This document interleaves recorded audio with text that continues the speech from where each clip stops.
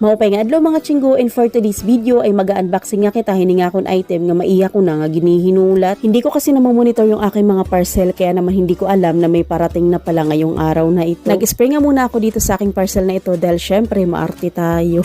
Charis. Syempre joke lang yun, nakikita ko lang kasi ito sa ibang mga nag-unboxing na nag-i-spray nga muna sila ng alcohol bago nga nila tuluyang buksan ang kanilang parcel. Actually medyo nag-expect ako dito ng medyo malaking size pero nakita ko medyo maliit pero okay lang naman, sulit naman sa presyo. Dahan-dahan ko nga itong binuksan dito at baka mamaya ay matamaan din itong aking cutter. Syempre sayang naman kung matatamaan din. Pero sa totoo lang ay natuwa nga ako sa pagka-bubble wrap nito dahil talaga namang safe na safe at maganda nga ang packaging. Mabuti na nga lang at all goods naman itong aking parcel at wala naman akong naging problema dito kaya happy ko talaga. Dito pa nga lang sa karton ay makikita mo na nga ang itsura nitong ating product ay talaga namang napakaganda. What you see is what you get nga ito kaya naman for the go. Sa mga sandali ito ay nagulat pa nga ako dito kasi biglang ang nalaglag aring kanyang pinaka-drawer. Natutuwa naman ako dito dahil kahit papano ay wala naman akong nakitang crack o kahit na anong problema din sa aking mini drawer.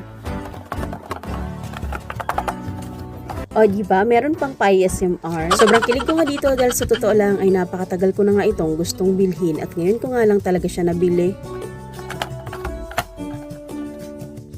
Akala ko nga dito ay okay na lahat pero bigla ko ngang nakita aring sticker. Sobrang cute nga nitong sticker at napaka-girly. Pwede nyo nga itong i-dictate sa inyong mini drawer. Kaya naman, ano pa yung inaantay ninyo mga chinggo? Check out na yarn. Nasa comment section lang ang link.